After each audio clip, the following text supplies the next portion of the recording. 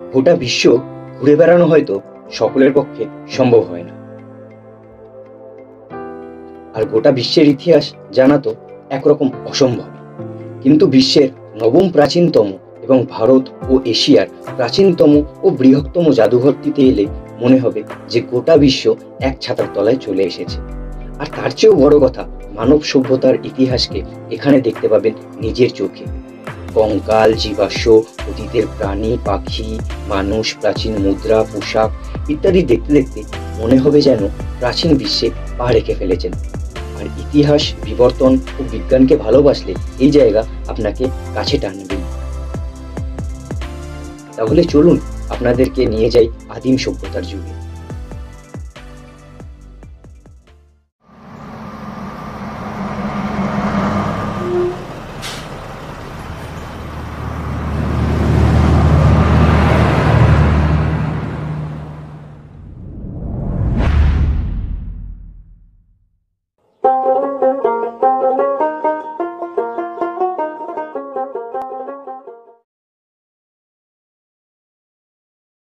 তো এখন আছি পার্ক স্ট্রিট মেট্রোতে। পার্ক স্ট্রিট মেট্রোর সামনে থেকে একটু বেরোলাম, 1 নম্বর গেট থেকে আমরা বেরোলাম। তোমরা 1 নম্বর গেট থেকে বেরোবে। 1 নম্বর গেট থেকে বেরিয়ে একটু সোজা এগোলেই তোমাদের চোখে পড়বে ইন্ডিয়ান মিউজিয়ামটা। এখন সেদিকেই যাবো, গিয়ে টিকিট কাটবো। সব কিছু তোমাদের ডিটেলস থাকবে এই ভিডিওতে, সঙ্গে থাকুন দ্য রিয়া করে। তো এই হলো টিকিট কাউন্টার, এখানে তোমার টিকিট কাটতে পারবে। আর এই হলো ফরেনার, এখানে টিকিটের প্রাইসটা দেখিয়ে দিচ্ছি। ফরেনারদের জন্য 500, ইন্ডিয়ান অ্যাডাল্টসের জন্য 75, বাচ্চাদের জন্য 20, স্টিল ক্যামেরার জন্য 118, মোবাইল ক্যামেরার জন্য 59 আর ভিডিও ক্যামেরার জন্য 5900।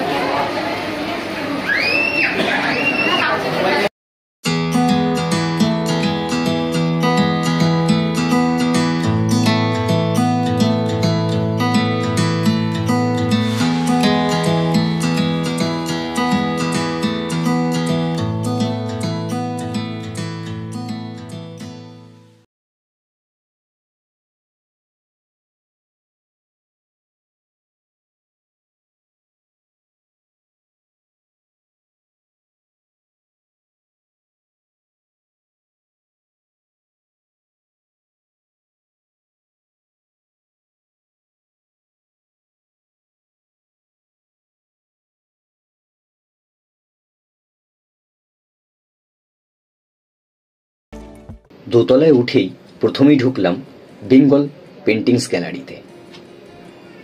পেন্টিং গ্যালারিতে দুটি প্রধান ভাগ রয়েছে, যেমন ইন্ডিয়ান মিনিয়েচার্স এবং বেঙ্গল স্কুল অফ পেন্টিংস। এগুলো ছাড়া কিছু পাতাচিত্র এবং 20 শতাব্দীর কিছু লিথোগ্রাফও এখানে প্রদর্শিত হয়।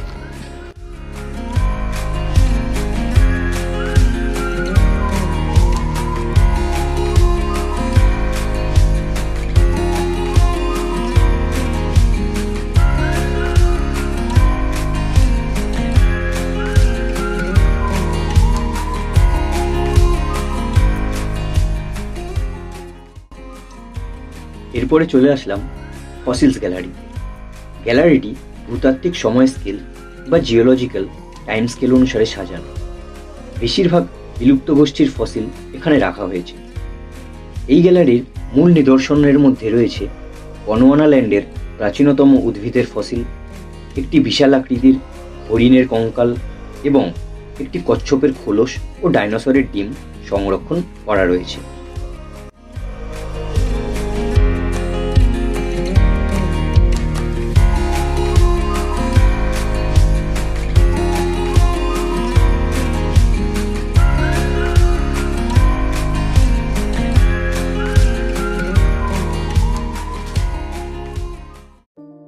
জাদুঘরটি ভারত এবং এশিয়ার বৃহত্তম এবং বিশ্বের নবম প্রাচীনতম জাদুঘর।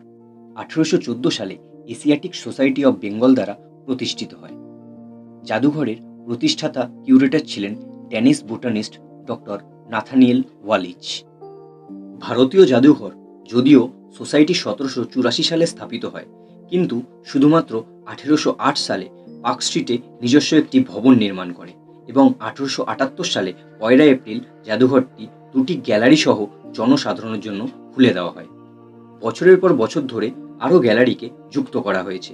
বর্তমানে জাদুঘরটি art anthropology, archaeology, zoology, geology এবং বোটানি নামে 6টি ভাগে বিভক্ত।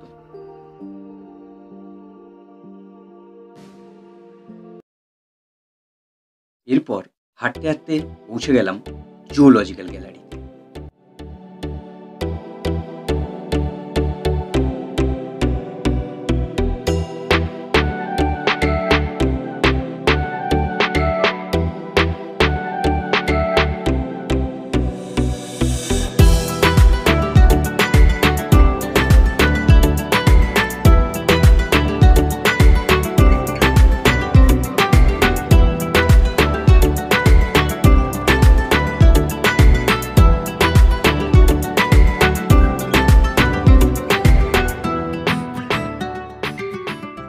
এই গ্যালারিতে দক্ষিণ এশিয়া জুড়ে পাওয়া বিভিন্ন প্রাণীর দেহ এবং হাড় প্রিজার্ভ করে রাখা রয়েছে। রয়েছে প্রচুর স্টাফড স্তন্যপায়ী প্রাণী। এখানকার হাইলাইট হলো একটি ব্লু হোয়েলের একটি পাঁজর ও একটি বিরাট ইন্ডিয়ান হাতির কঙ্কাল। এই গ্যালারিতে সব প্রাণী কিন্তু অরিজিনাল, তাদেরকে এখানে প্রিজার্ভ করে রাখা হয়েছে।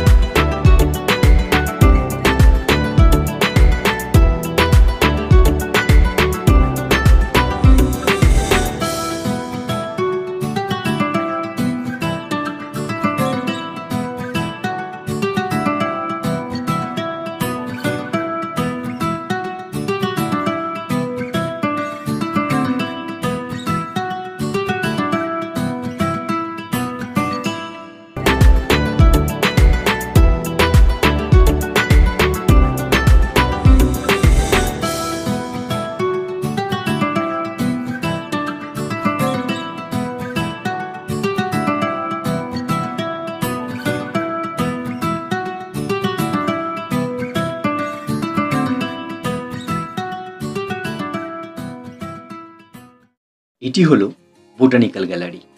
এই গ্যালারিতে ঢুকেই দেখতে পাওয়া যায় উদ্ভিদের উপর লেখা কিছু প্রাচীনতম পুস্তক এবং সংরক্ষিত করে রাখা বীজ। এছাড়া সিল্ক ইন্ডাস্ট্রি, জুট ইন্ডাস্ট্রি, টি ইন্ডাস্ট্রি এবং নীল চাষ কীভাবে শুরু হয়েছিল সেটার পুরো ইতিহাস এখানে তুলে ধরা হয়েছে। এছাড়াও কিছু মেডিসিনাল অয়েল, মেডিসিনাল হার্ব এখানে সংরক্ষিত করে রাখা হয়েছে।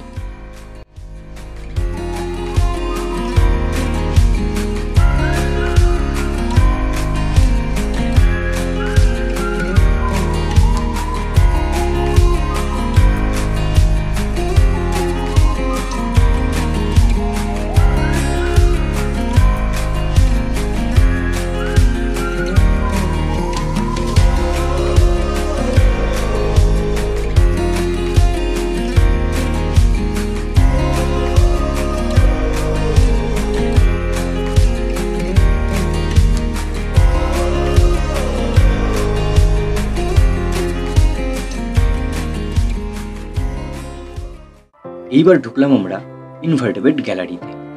এই গ্যালারিটা পোকামাকড় প্রেমীদের কাছে একটি মূল আকর্ষণ। এখানে প্রোটোজোয়া, পরিফেরা, নটিলাস ম্যাক্রোমফ্লস, seahorse, coat of mail shell এবং স্কুইড সহ বিভিন্ন ধরনের পোকামাকড়, অমেরুদণ্ডী প্রাণীর মডেল বানানো রয়েছে। পুরো গ্যালারির দেওয়ালেই এই সমস্ত মডেল খুব সুন্দরভাবে সাজানো।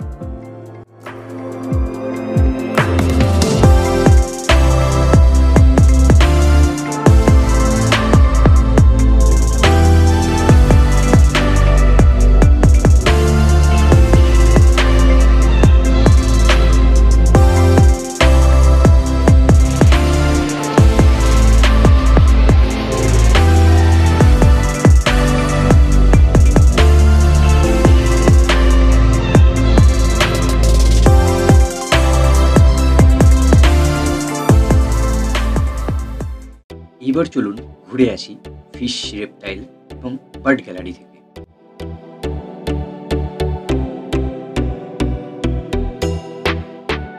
এই গ্যালারির ফোকাস পাখিদের উপর, তারা কিভাবে আবাসস্থলের সাথে যোগাযোগ করে এবং তারা কিভাবে আচরণ করে। ময়ূর, উট পাখি এবং পেঙ্গুইন সহ বিভিন্ন ধরনের পাখি এখানে দেখতে পাবেন। গ্যালারিতে পাখিদেরকে প্রিজার্ভ করে রাখা হয়েছে।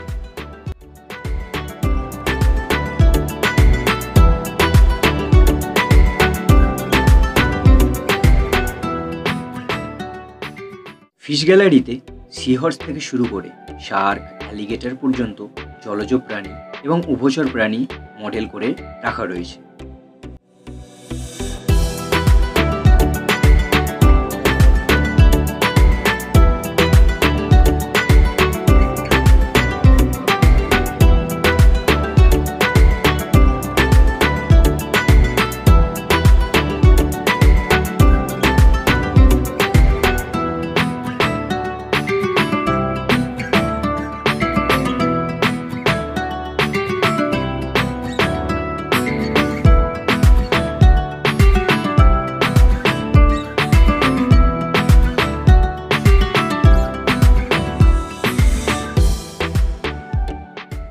পাখি, মাছ এবং সরীসৃপ দেখতে দেখতে পৌঁছে গেলাম টেক্সটাইল গ্যালারিতে। এই গ্যালারিতে সমগ্র ভারত এবং উপমহাদেশের টেক্সটাইল কিন্তু রয়েছে। এখানে তাঁত, বাংলার বিখ্যাত মসলিনও কিন্তু দেখতে পাওয়া যায়।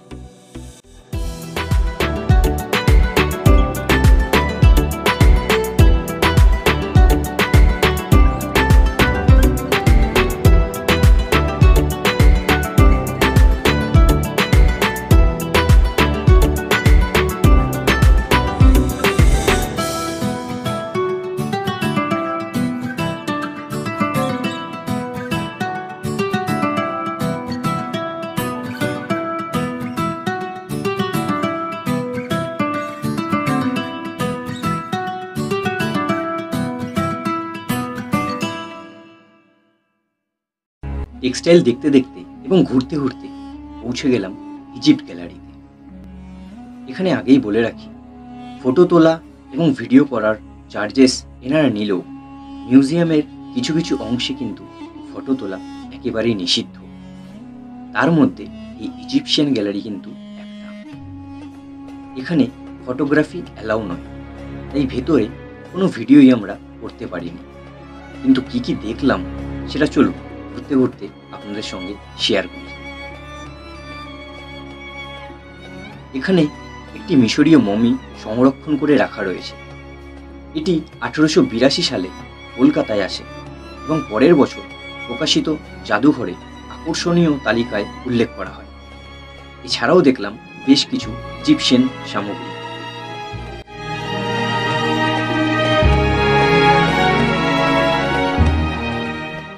এটি হলো বিলুপ্ত সভ্যতার টেরাকোটা এবং মাইনর আর্ট গ্যালারি। এই গ্যালারিতেও ফটোগ্রাফি অ্যালাউ নয়। এর মধ্যে গৌতম বুদ্ধের সমাধির দুটি খণ্ড সংরক্ষিত করে রাখা রয়েছে। এরপর গেলাম রক অ্যান্ড মিনারেল গ্যালারিতে।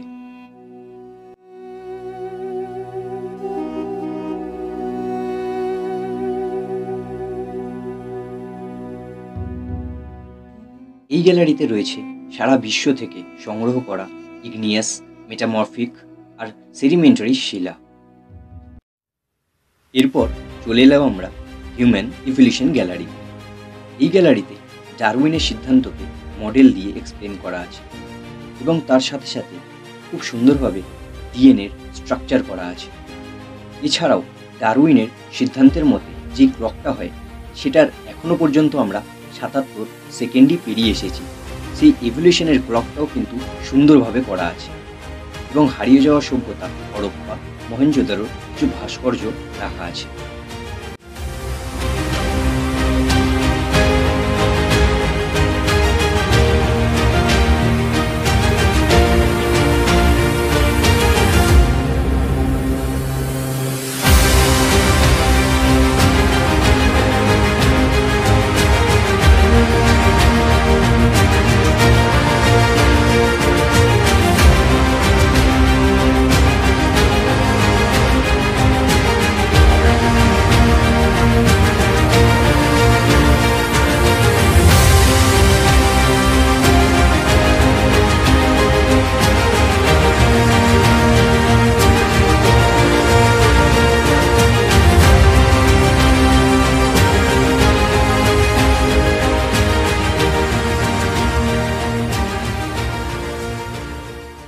চলুন এবার যাই আর্কিওলজিক্যাল গ্যালারিতে। গ্যালারিটি ভারতীয় ভাস্কর্যের এক সুন্দর প্রদর্শন, যা দক্ষিণ এশিয়ার ভাস্কর্য শিল্পের ইভলিউশন বোঝায়। এই গ্যালারিতে প্রদর্শিত স্কাল্পচার কিন্তু কুষাণ যুগের মথুরার স্কুল থেকে গুপ্ত যুগের সারনাথ স্কুলের একটা ট্রানজিশন বোঝায়। এরপর উদ্ভব ঘটে পূর্ব ও দক্ষিণ ভারত থেকে মধ্যযুগীয় ভাস্কর্যের।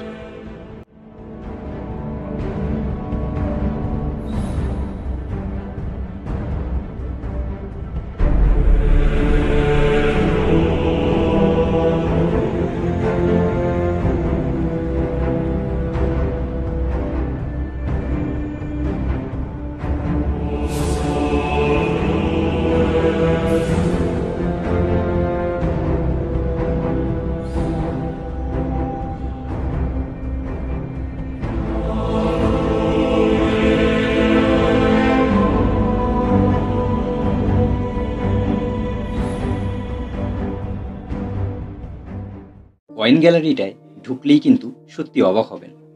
এখানে দক্ষিণ এশিয়ার বিভিন্ন অঞ্চলের 50,000-এরও বেশি মুদ্রার একটি অনন্য কালেকশন রয়েছে। কয়েনগুলি খ্রিস্টপূর্ব 5ম এবং 4র্থ শতাব্দী থেকে বর্তমানের তারিখ পর্যন্ত খুব সিরিয়ালি সাজানো রয়েছে।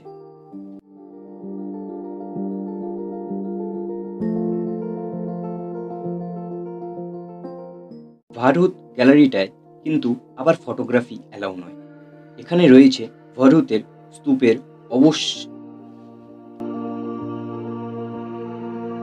ক্যান্টিন, এখানে তো ভেতরে ক্যান্টিন আছে, এখানে ক্যান্টিনে চলে আসবে, তাহলে এখানে বেশ খাবার দাবার ভালো ব্যবস্থা আছে অ্যাফোর্ডেবল প্রাইসে।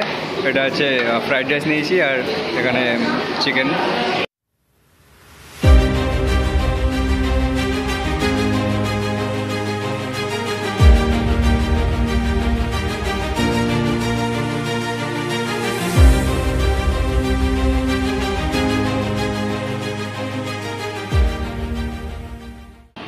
তো এখন মিউজিয়াম থেকে এই জাস্ট বেরোলাম।